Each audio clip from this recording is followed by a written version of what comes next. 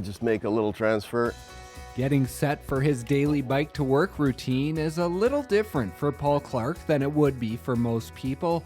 A paraplegic since falling off a motorbike at the age of 15, he's never let the life-altering injury slow him down. Since I've arrived here in Kelowna in 1997, I've noticed a lot more people out biking.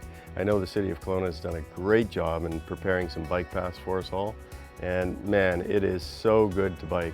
Although he's a lifelong athlete, it's been only a year since he began his bike to work routine, as it took some time to create a system for carrying his wheelchair on his bike. There's probably a way you could do this without a bungee cord, but I'm just not willing to pay for those sorts of things when this actually works. Everybody wants to carry so much stuff with them because they've got a car they can put it in. No, you can pare it down and you can be pretty basic. You can plan your trips. While on the road, Clark enjoys the calm and peaceful moments before he hits the office, saying it gives him a better chance to think about the day ahead. It's a healthy habit he believes more people should think about adding to their schedule as a way to fit in their daily exercise. I've got my work and I've got my family duties, and it's just taking the time to use that exercise time to get to work where you'd normally be sitting in a car. It makes sense. I don't know why more people don't do it, actually. A long-distance runner during his youth, his accident in 1973 didn't slow him down. In fact, his continued training after the accident took him to places most only dream of. My last Olympics was 1988.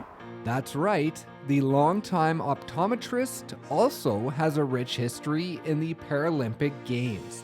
Taking part in the 1980, 84, and 88 Games, he compiled 2 gold and 8 silver medals in events ranging from the 400-meter all the way to marathon distance. It's a part of his life he doesn't talk much about, only bringing it up in passing and glazing over much of the detail. He's a modest athlete who now focuses his time on family and business, but that doesn't take away from the many accomplishments he achieved during his time competing around the world. Back in 1988, I set the world record in the wheelchair marathon, beating Andre Vijay, another Canadian, in Oita, Japan, and that was my crowning glory, so to speak, right? Because nobody had gone faster, an hour and 38 minutes, I believe it was. You forget these details, and my kids even say, "Geez, you were at the Olympics, Dad?" Although he's no longer competitive, he continues to stay active, not only biking to work, but also playing wheelchair basketball on a regular basis, periodically attending marathon events, and taking the occasional long-distance spin around Kelowna in his racing chair. It's a healthy lifestyle that keeps him fit and allows him to maintain his daily routine. We're using our arms to lift up. Well, I would not have that strength if I didn't do this stuff. So it's really what I credit for being as healthy as I am. Reporting for Go on Shaw TV, I'm Brendan Osborne in Kelowna.